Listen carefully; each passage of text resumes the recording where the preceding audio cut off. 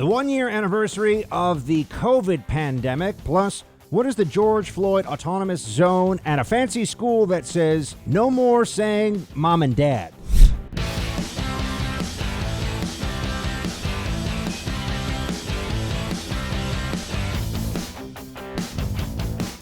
There's certainly a push-pull going on right now. There's those of us who are feeling the increased warmth and sense of freedom and yes, momentum to getting back our lives. And then there are bureaucrats and naysayers and people who have gotten either addicted to this new lifestyle in some way of remote work from home or addicted to the control that they've had over so much of the population. This is going to continue to play out. This is a major challenge that we have in our society, and I want us to be very clear about what we're facing. We're going to get into that today. I also want you to be clear about the challenge of privacy online and making sure that you aren't being tracked constantly. Everything you do, every click. You know that you can't trust big tech anymore. That's for sure. Remember when Google used to say, don't be evil? We've seen what they actually intend to do with your data, with shutting you down, with interfering in a presidential election. I mean, the stuff that big tech has been up to really has broken whatever faith we had in them in the past. And that's why I don't want you getting tracked all the time. You need to think of a VPN, a virtual private network, as a necessary tool in your cyber defense. Okay, you have to have it. It's not a sort of kind of maybe thing. Otherwise, everything you do is being tracked, and who knows what they're going to do with that data. When I switch on ExpressVPN on my computer or phone, my address is masked by a VPN server. That's right. My IP address isn't something that they can just track the same way. This is so straightforward. You can do it on up to 5 devices simultaneously, multiple users on your network, and stay safe with a single subscription. You need to have this. Remember back in the day, we're all worried about getting a virus in our computer. You had all these virus protection programs, or else your computer might just crap out on you. You need a VPN, given how much tracking and surveillance there is out there of you. So stop handing over your data to big tech companies. Go to the VPN I trust for online protection. Visit expressvpn.com/buck to get 3 months free on a 1-year package. That's expressvpn.com/buck. 3 months free when you go. expressvpn.com/buck right now and learn more about this. You need to have this. I've got it. You need to have this on your devices too. What have we learned about the pandemic? What have we seen at this point that has changed our perception of the kind of relationship that we have with our government, that has made us think differently about whether we can trust the experts, the medical community? This is a fascinating, terrifying tale in so many ways.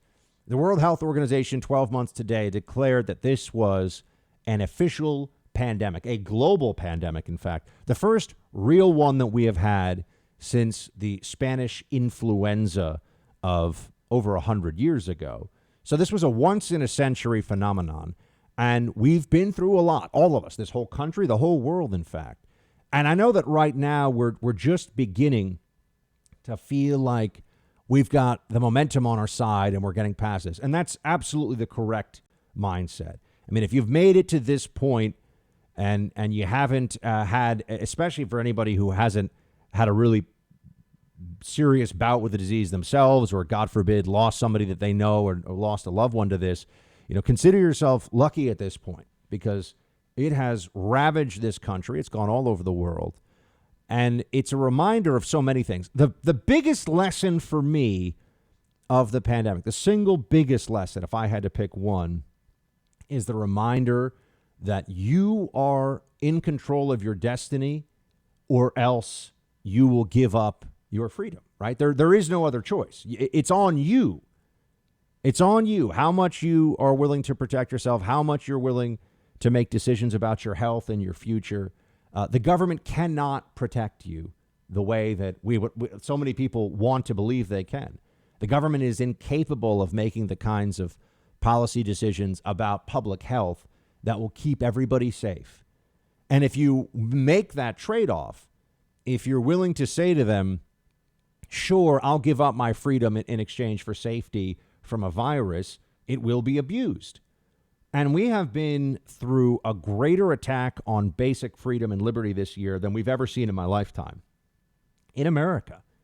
That is what has happened. There are a lot of people who are self-deluded about this. There are a lot of people who don't want to think that that is the case. But if you look around and see, we shut down businesses on the whims of politicians for months on end, bankrupted them.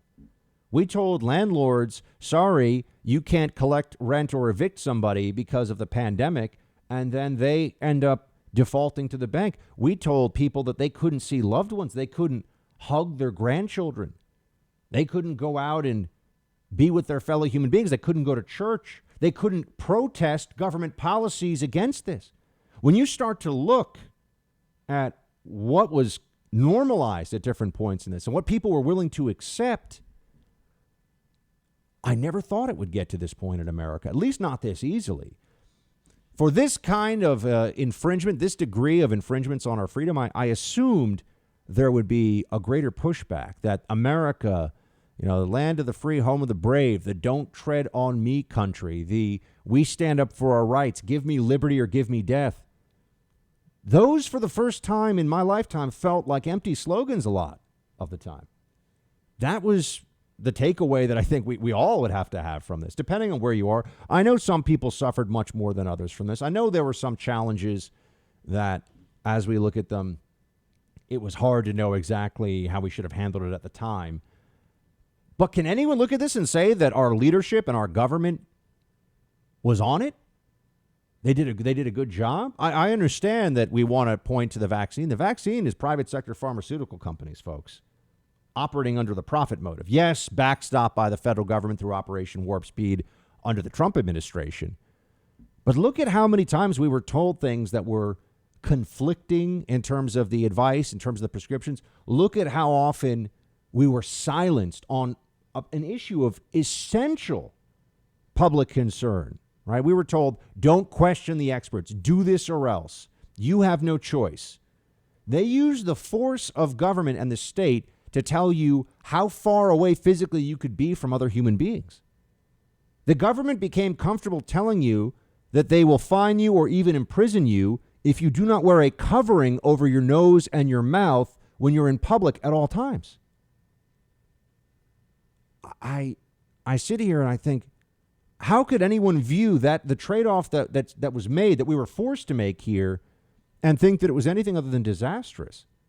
Were the policies that were inflicted on us successful? Does anyone really believe that we had a successful response to this virus as a country? You have over 500,000 dead, 530,000 at last count that I saw. I don't think anyone can say that this was something where we'd say we did all that was required to defeat it. But then again, we did all they said was required, and it didn't work. So what does that tell us? It means that all along there were things they didn't know, they wouldn't be honest about. And it means that if you believe the government will not take into its hands almost unlimited power if you give it the opportunity, you're just not paying attention. We should never have been in this position. The government does not have the right to do the thing. And by the way, I don't even care about the Constitution. Nobody has the right to tell you that you have to put a mask on outside all the time. Nobody has the right to do that. It's just a basic human dignity thing. That's absurd. This is crazy. It's not a limited time and place restriction saying all the time, everywhere you're outside, you have to do this. Because, mask mandates, they had outdoor mask mandates in places too. And so when I say the right, this is wrong. This is too much power for the government to have. And notice how they kept changing the justifications as they went along they kept changing the science so that they would have the justifications to make whatever modifications to policy they felt like just in time. It was like they had started some kind of a religion and they got, the moment they needed it, there was some revelation that told them, yeah, whatever Fauci wants you to do, that's what you're supposed to do. Whatever Fauci declares as the smart thing, that comes from the science or the data. We were led like sheep into policies that anybody who's actually looking at the numbers would have to say this was at a minimum ineffective and perhaps even counterproductive. It didn't give us the benefits we were promised, and it certainly caused a lot of additional challenges and downside. And I think that this is what cost the Trump administration reelection. I think that this is why you now have Joe Biden doddering around, mumbling to himself, all because of a global pandemic. You just never know what life is going to throw at you, do you? Everyone says we could have prepared for this. We actually did have a lot of preparations for pandemics going on at the CDC, which we've now seen is, in my opinion, a partisan abomination. The place is atrocious. So much incompetence and just bureaucratic quizzling back and forth on the one hand, on the other hand, hyper cautious, but also oddly always siding with the Democrats. Isn't that interesting? That the CDC is not what many people thought it was beforehand, but there's no real way to prepare a society for this. This was a stress test of our freedoms, what we're willing to endure, what we will put up with from our government overlords, and it didn't go well. I mean, our response, it didn't go well. In the age of mass media, mass hysteria has become far too easy to utilize, to weaponize even for political purposes. You have people now that are even saying they're going to keep doing, even after they're vaccinated, their whole family's vaccinated, they're going to keep all the measures in place,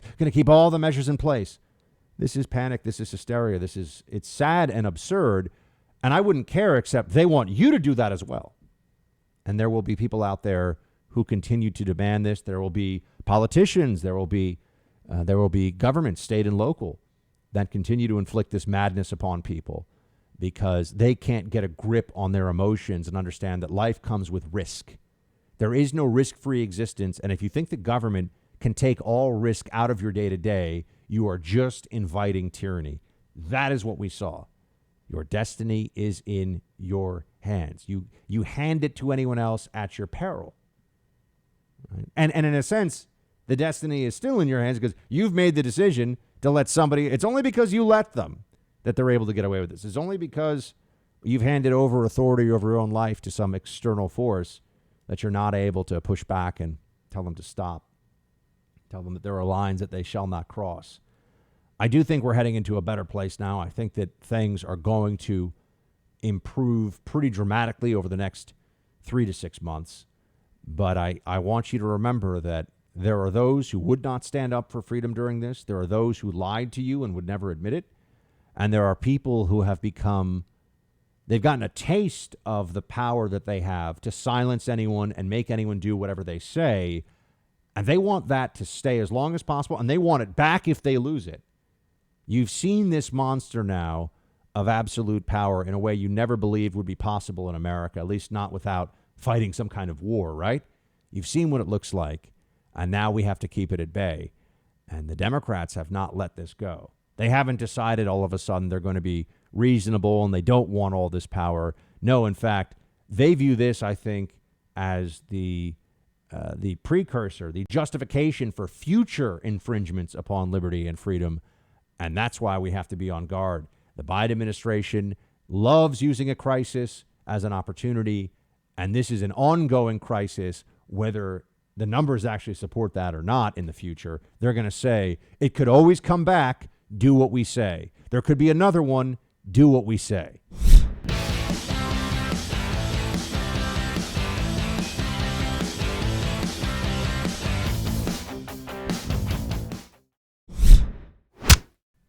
Because California, we're not going to come crawling back. We will roar back. You know, when this pandemic ends, and it will end soon, we're not going to go back to normal. Because I think we all agree, normal was never good enough. You know, normal accepts inequity. That's why Latinos are dying from COVID at a higher rate than any other racial or ethnic group. And while essential workers' wages aren't enough for them to afford the essentials. And why mothers have been leaving the workforce in staggering numbers. Look, our eyes are wide open to what's wrong. And so our journey back must also be a path to close those inequities. There is no economic recovery without economic justice. Not returning to normal.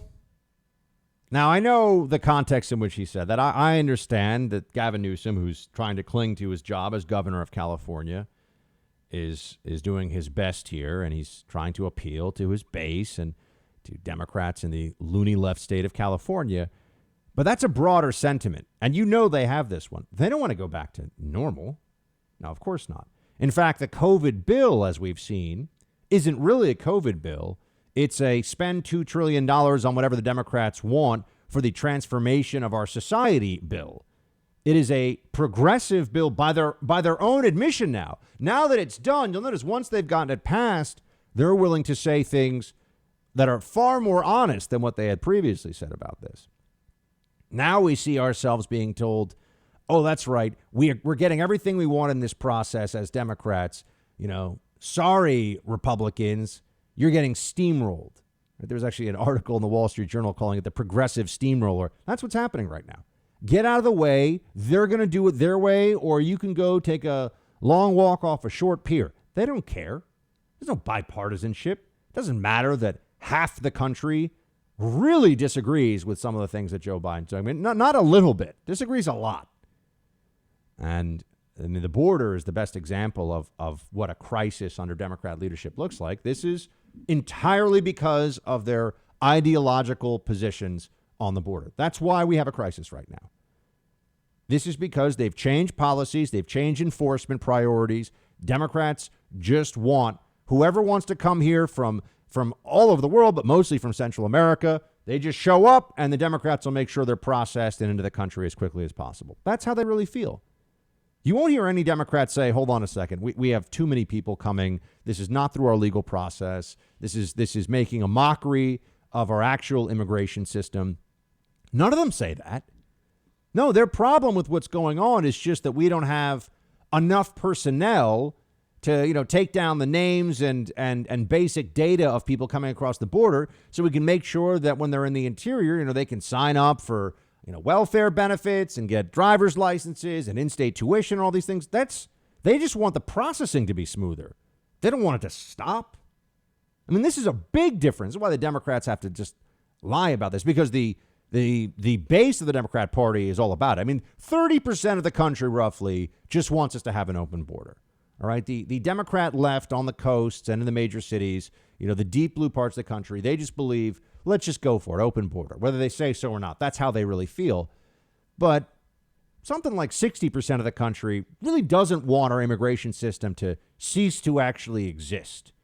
Right? They think that we should have some rules, some enforcement. You know, you should come here with respect to U.S. laws. So this is why Democrats are doing something and lying about what they're doing. Kind of like the COVID bill, right? They call it a COVID bill, and then as soon as it passes, what do they tell you? Well, this is actually a progressive steamroller. This is actually meant to get our priorities done, and anybody who challenges it is opposed to $1,400 checks for Americans. That's what they say. Just like with Obamacare. If you opposed Obamacare, there's so many parallels. This is all out of the Obama-Alinsky playbook. There's so many parallels. What did they say if you had a problem with Obamacare? What was the answer they would give you? Oh, you don't want people with pre-existing conditions to get health care? That was it. They shut you down with that every time. Well, if that was all Obamacare was about, why was it a couple thousand pages long? Why was it such an enormous effort to get it passed, involving so many different special interests and carve-outs and medical device taxes, all the different things? If it was just about that. Well, it wasn't just about that. But that was the sweetener, you see. Well, really, that was the cloak of invulnerability, too. It was appealing, but it also meant that nobody could attack it. Same thing with this COVID relief bill. If you think that it's a problem that Democrats are just sloshing around hundreds of billions of dollars to cities that have poorly managed finances, that are running welfare states on their own, that they shouldn't, to, you know, teachers unions, to you name it. If you got a problem with any of that, why don't you want $1,400 checks to go to Americans who need it? I mean, Republicans under Trump are talking about a $2,000 check. Clearly, we don't have a problem with the check going to people to help them out during this difficult financial time, but that's the way the propaganda works. And the leveraging of this crisis is really just beginning now. As I've been telling you, even when we get to a point where the numbers are very low, as Fauci says, you know, under 10,000 is kind of his benchmark for where we have really low numbers of COVID and we don't have to worry anymore.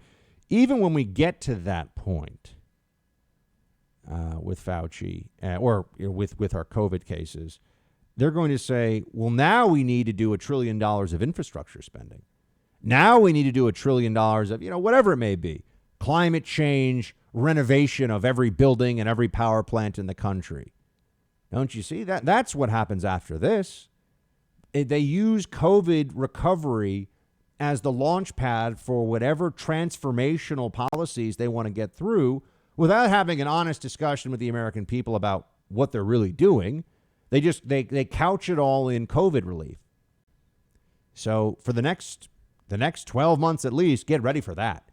Anything Joe Biden says needs to get done, it's we need to do this because we suffered so horribly from the pandemic. It becomes an emotional appeal that if you have any problem with it, if you challenge at all, they will trash you for not wanting Americans to get money. They will say that you don't care. You're heartless. As if we didn't all suffer through the COVID pandemic, as if we weren't all honestly traumatized. We've gone through a national trauma with this whole thing. The separation from family and friends and loved ones and our colleagues and everything that we've been through.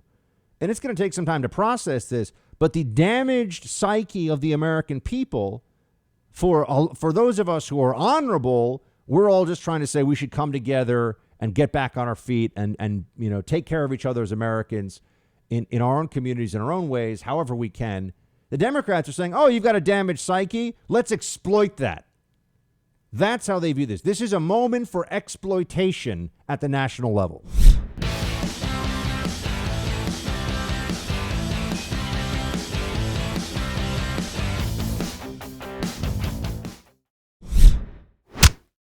On this occasion, and I think I can safely say, and I've said this to my colleagues in the House on the Democratic side, this is the most consequential legislation that many of us will ever be a party to.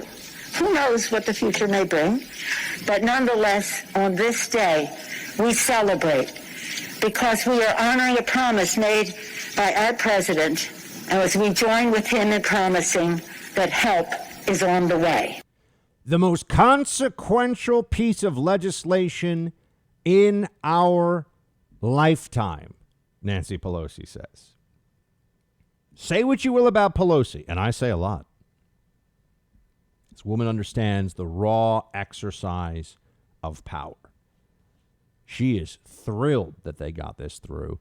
And I got to say, she was willing to let Americans suffer by the millions. She was willing to play the delay games at the cost of lots of misery all across the nation because we should have gotten COVID relief done. We got it done 5 times, before Democrats had control in Congress and the White House. But we should have had it in August. But she said no. She wanted to just build it all up and then expend all of their political capital and your actual capital, $2 trillion of it, in this massive bill that she says is the most consequential in our lifetimes. I know that should send a little bit of a chill down your spine. Pelosi is that excited about this. Think about how this will strengthen the Democrat political machinery, the mechanisms of control over your life in many different ways, and what this looks like for them going into the midterms.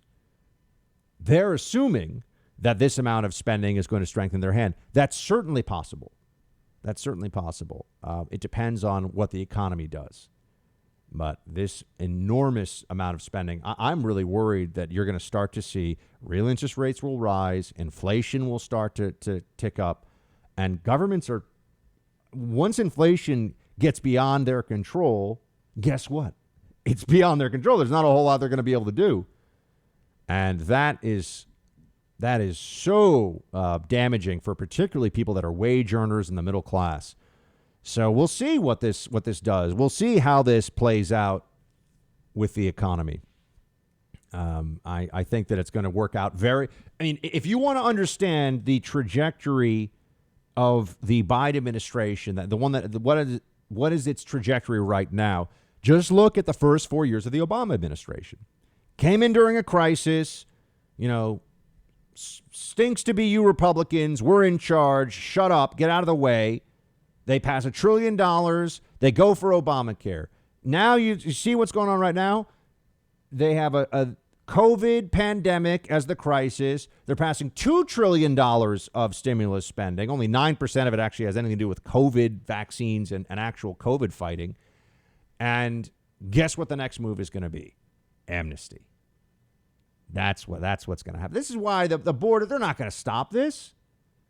And you know what they're going to say? They're going to get Republicans. They're going to twist their arms. They got the media all in their pocket, and they're going to get Republicans to say, you know what? We can't. What are we really going to do, guys?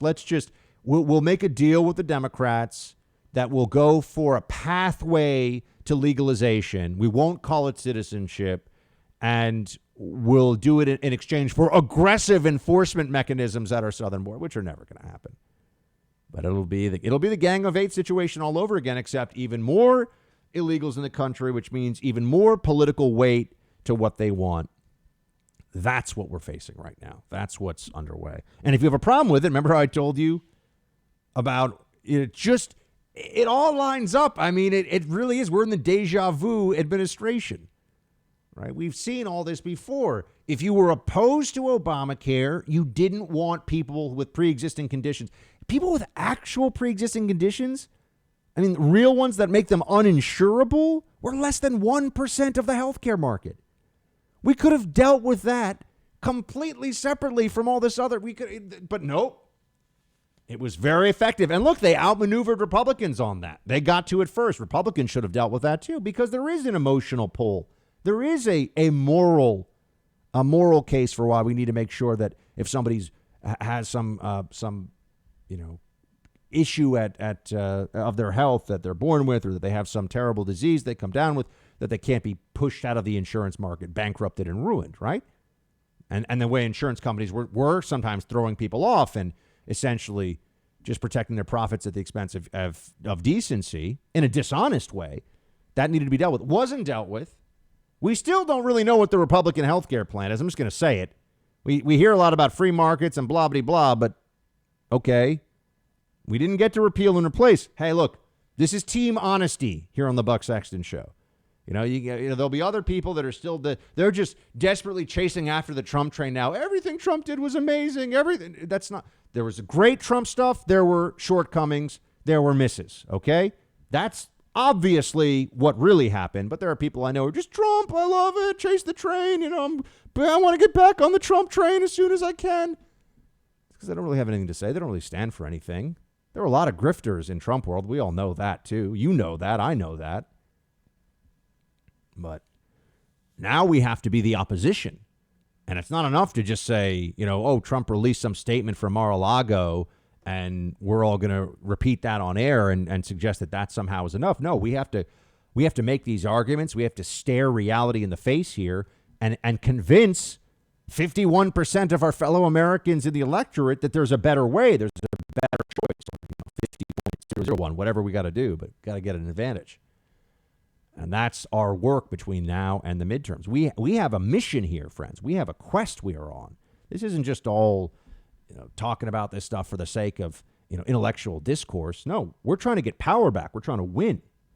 And that means looking at what really happened and what really is going on in the country all around us.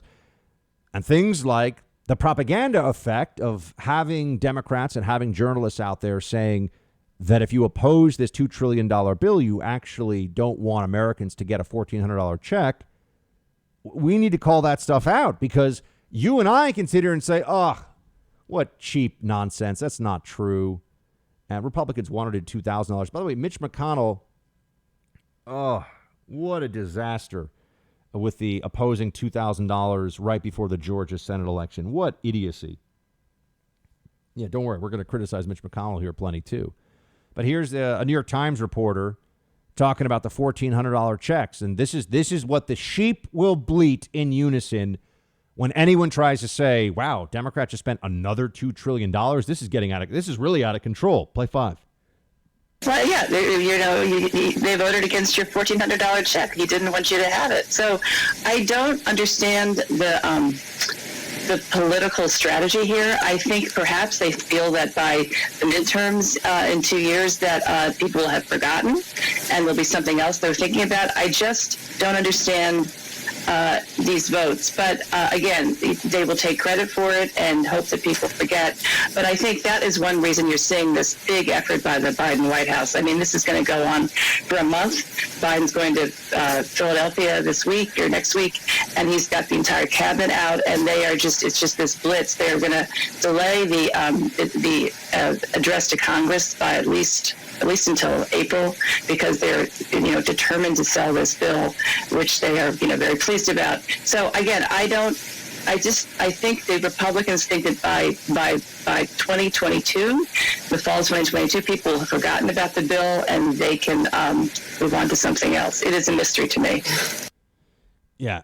Why they voted against your $1,400 check? They're going to distill it down to that talking point. Even the Republicans wanted to do a check back in August. Here we are in March. Democrats, Pelosi leading the charge, refused to take action while people were suffering. While we went through the winter, the worst winter we had of COVID, right? Or the worst period of time, the worst 90 days was this winter. It was December, January, February was the worst COVID outbreak that we've ever gone through. And we had all these businesses closed. We had people who were running down their savings. The problem is journalists have actually done pretty well during this. If journalists had all lost their jobs, if they couldn't continue to work, trust me, we'd all be hearing about the economic devastation. But you know who's been economically devastated by this? Individual small business owners. They're the ones who have been devastated by this. Restaurant owners, people that own stores and shops. Not Amazon, they're fine. Not the Washington Post, which is owned by the CEO of Amazon or the founder of Amazon. No, they're doing just fine. So, of course, they were willing to sacrifice you. They were willing to advocate for you to continue to shelter in place and wear 2 masks, wear 5 masks, don't see anybody, wash your hands, all that stuff, because they were just sitting at home filing their reports, just echoing the propaganda of other corporate media outlets, putting their garbage out there online, getting their paycheck as usual. They had their health care. They're fine. Ordering from Uber Eats and getting all kinds of exciting food, because the journos all live in cities where there's a lot of food delivery options, of course. So the economic pain, that has not been covered. That the same with the economic pain of the destruction of businesses during the BLM riots. That was never a focus. And it's all narrative creation. That's what the media actually does. They're not telling you what's going on. They're telling you what's important in their minds for you to know and believe. It's a different thing. And that's why the way that the public views this $2 trillion that Biden is spending, I know it's $1.9 trillion, but we'll say $2 trillion. The way the public views that matters a whole heck of a lot, because this could make or break the Biden administration. How this goes, what this does to the economy is going to be the difference maker. And you can already see it right now. I know it's so far away to think about the midterm elections right now, but really it's March. We're going to be in the summer before you know it. It's going to be the fall. We're going to be 1 year out. It's going to be an election year. That's how these cycles work in this country. You know it. I know it. And if they spend all this money and we start to see some real ill effects in the economy, some slowed growth, some continued hyper-regulation, COVID restrictions that are unnecessary, people are going to get really tired of this stuff. So they're going to continue to latch on to they voted against your 1,400, fine. We have to make the case that they could not, in a moment that cries out for adult leadership and bipartisanship. Republicans worked with Democrats 5 times last year. Democrats said, screw you, Republicans. This is our opportunity to get whatever we want. That was what they did.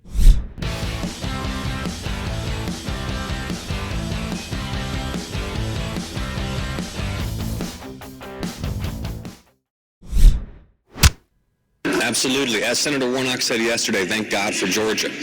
We would not have passed this legislation had we not won these 2 runoff victories on January 5th. So for anybody who ever doubts that elections have consequences and that voting matters, the thousands of dollars of economic relief that working families are about to receive, the hundreds of billions of dollars for the public health effort and to reopen our schools, the most progressive economic relief package passed in generations by the U.S. Congress, 0% of the tax credits and stimulus checks going to the top 1%. Promoting economic recovery by getting help directly to working class and middle class people would not have been possible had folks not turned out in record numbers in Georgia in early January. That's the beauty of our democracy. The people's voice is what counts. The people demanded this economic relief. Georgia voters demanded this economic relief. We've delivered this economic relief. Now it's time to pass voting rights measures and to advance a bold and historic infrastructure plan.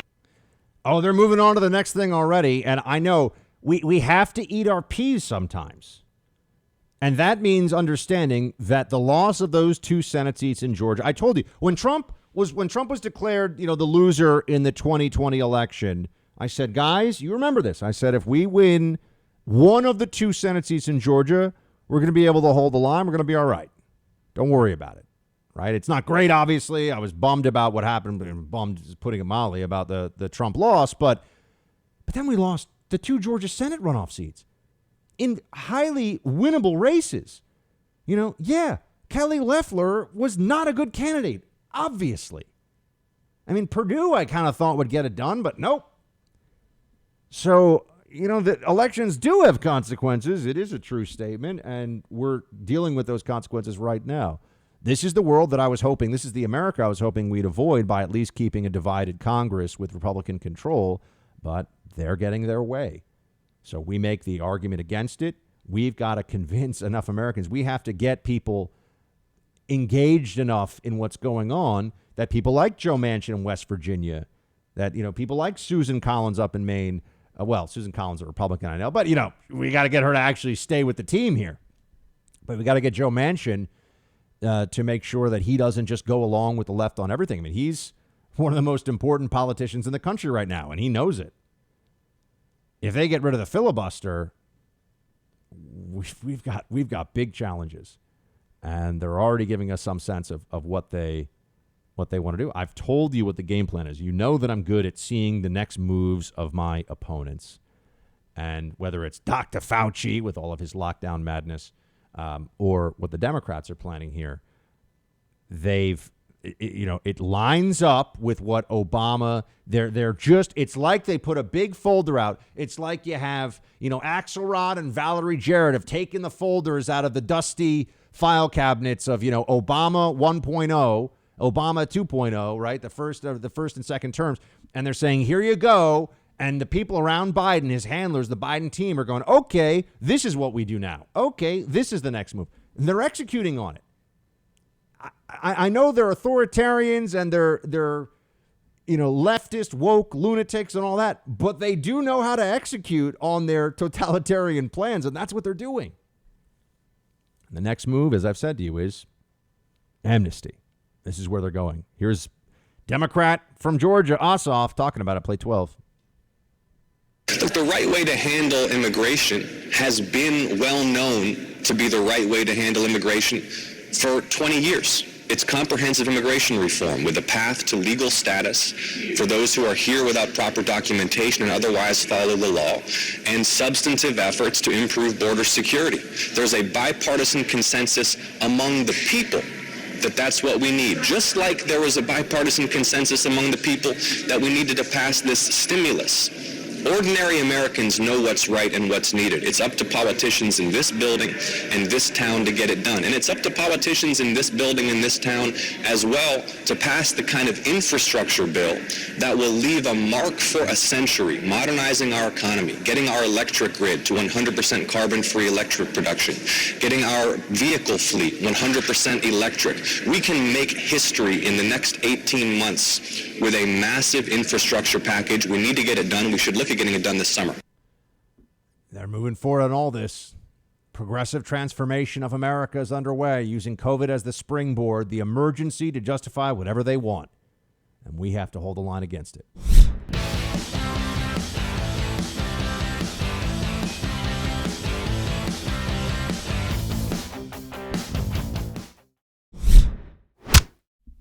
President Biden has made clear from day one that he wants to change our immigration system. Doing so means truly building back better, because we can't just undo 4 years of the previous administration's actions overnight. Those actions didn't just neglect our immigration system, they intentionally made it worse. When you add a pandemic to that, it's clear it will take significant time to overcome. We must build a better immigration system that reflects our values as Americans, enforces our laws, safeguards public health, and moves away from cycles of irregular migration. Made it worse. Made it worse, Ambassador Jacobson says there about the Trump immigration approach. Interesting, considering there's a huge crisis on the border that is clearly of Biden's making right now. But remember this, Democrats have a different idea in mind of how this should conclude than you and I do. Let's bring in our friend Ryan Girdusky now. He's the author of Theyre Not Listening, How the Elites Created the National Populist Revolution, and a political analyst who knows what's going on across the board. Ryan, great to have you back.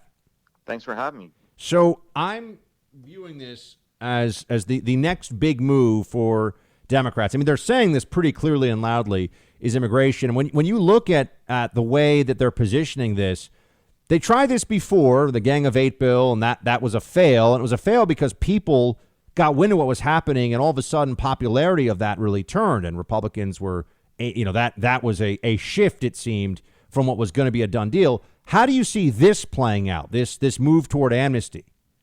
Well, the bill that Joe Biden has been supporting, that's now the House bill, and apparently the Senate bill by Bob Menendez, has got no Republican co-sponsors so far. And in fact, Republicans who originally supported the Gang of Eight amnesty, I think there's only really two left, which is just it's just Lindsey Graham and Marco Rubio.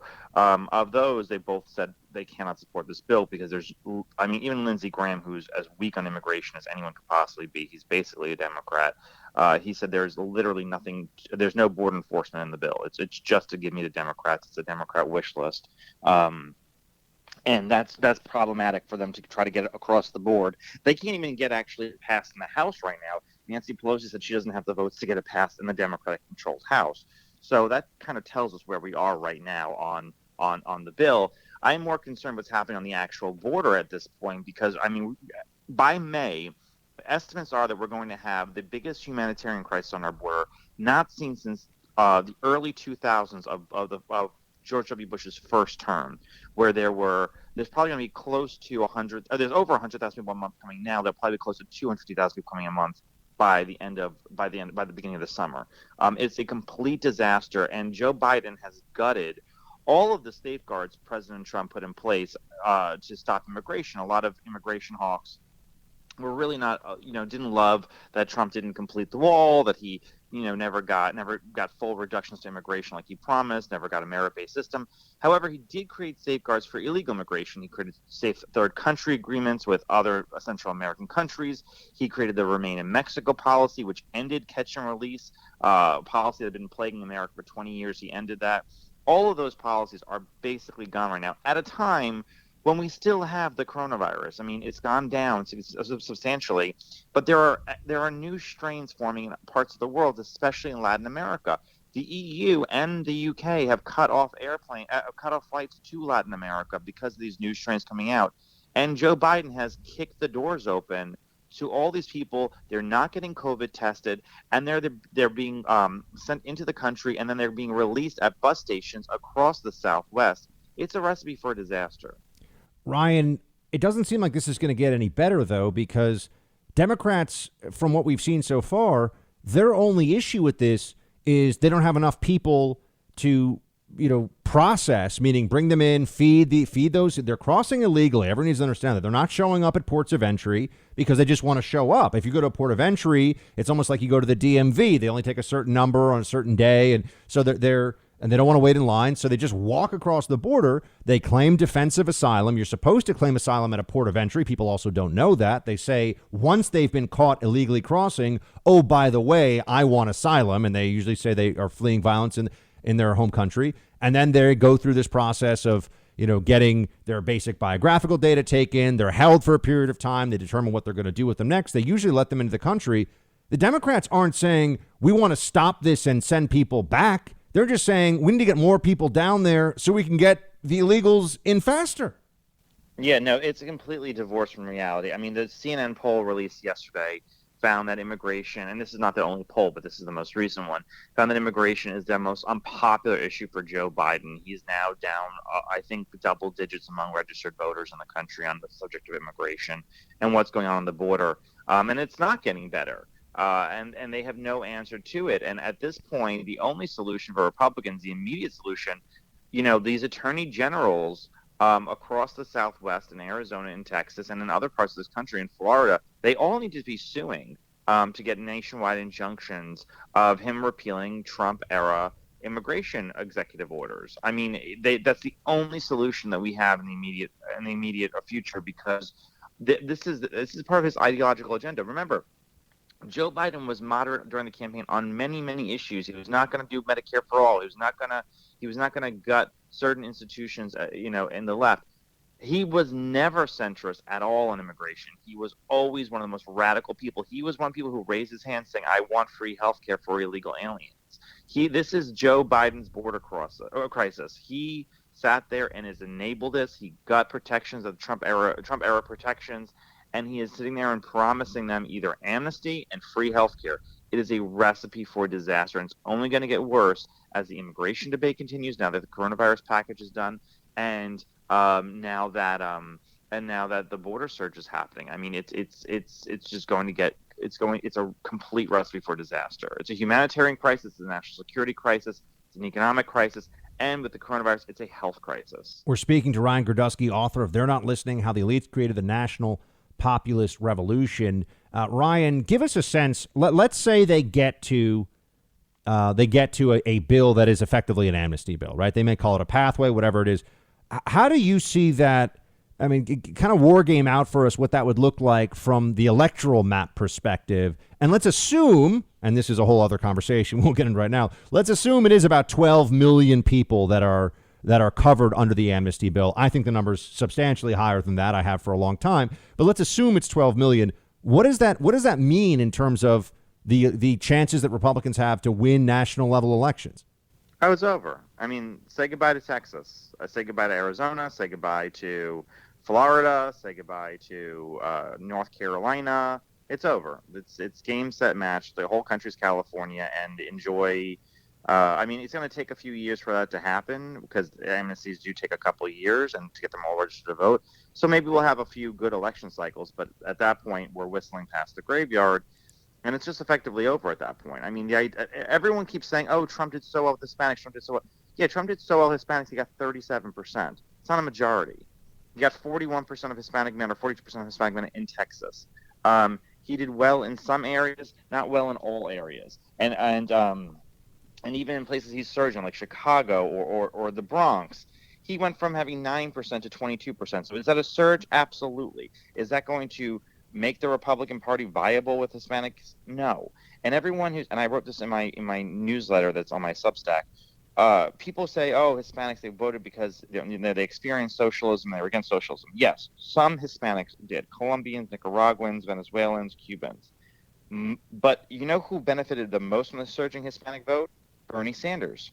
Bernie Sanders, when he was a candidate running on socialism, was winning Nevada, California. He got very close to winning Texas, and it was only because of the heavy Mexican population. They don't have a negative opinion about socialism. They don't have a negative opinion. That's a vast majority, even still, of the illegal immigrant population in the United States is still Mexican. I mean, there are a lot of Central Americans now, but Mexicans, Central Americans, and Puerto Ricans, in pollings that have been done, have a very positive opinion on socialism. So if the idea is that they've all left because of Maduro, or they've all moved right because of Maduro, no, they didn't. They moved right in the last election because of crime and because of the issues of Black Lives Matter and colorism in the Hispanic community. That is why a lot of them sat there and switched their vote from 2016 to 2020. That is not going to always be the issue, and it is not, and they are not going to be catapulted to move right on economic issues. They just don't believe in it. It is a recipe for. I mean, we will be debating between Nancy Pelosi's version of the Democratic Party and Chuck Schumer's version, and that's all we'll have left from there on. How do we stop it, Ryan? How can it be stopped? Well, I think it should be stopped in the House. Remember, Democrats have a very, very narrow margin in the House. I mean, they're already talking about watering down to just a DACA amnesty, which would be bad, but it wouldn't be as nearly as bad as a full-blown amnesty.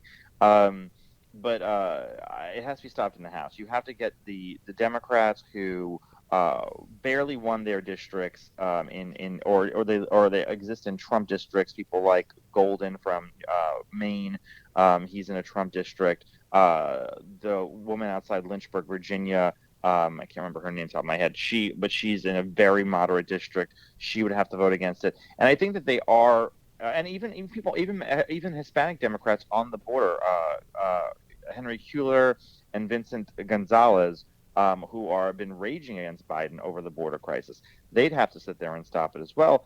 And I think it needs to be put in the context of, at a time of a border crisis, signaling an amnesty is probably the least responsible thing that you could do, especially given that opinion polls, as of late as the summer, said a super majority of Americans want to suspend all immigration to get a handle on the coronavirus. And with new strains coming out of Latin America, I mean, we're going to sit there and create a worse situation just as we're getting out of this entire thing. Ryan, before we let you get back to where's your Substack, by the way? How do people subscribe? It's on my Twitter account. Just do Substack Ryan Girdusky. Substack Ryan Girdusky. Everyone, Ryan's stuff is really worthwhile. You should subscribe. Highly recommend it. But just tell us the latest. Give us a minute or so on the latest with the Lincoln Project, because you gave the first push that got the boulder rolling down the hill to squash those jerks. So what's going on now? Right. So the Lincoln Project, there was a big story out in the New York Times by Maggie Astor, who's been a fabulous journalist on the entire story, saying that they continue to plan on moving forward with their Lincoln Project media story, the media project. They're trying to create a billion-dollar media empire. They have 500,000 donors that donated to the Lincoln Project throughout the 2020 campaign, and they're hoping that despite the now credible allegations of sexual harassment, of pedophilia, done by Lincoln Project co-founder John Weaver, and the fact that other co-members knew about it and covered it up, they believe they still have the people willing to donate to sit there and make $1 billion fortune.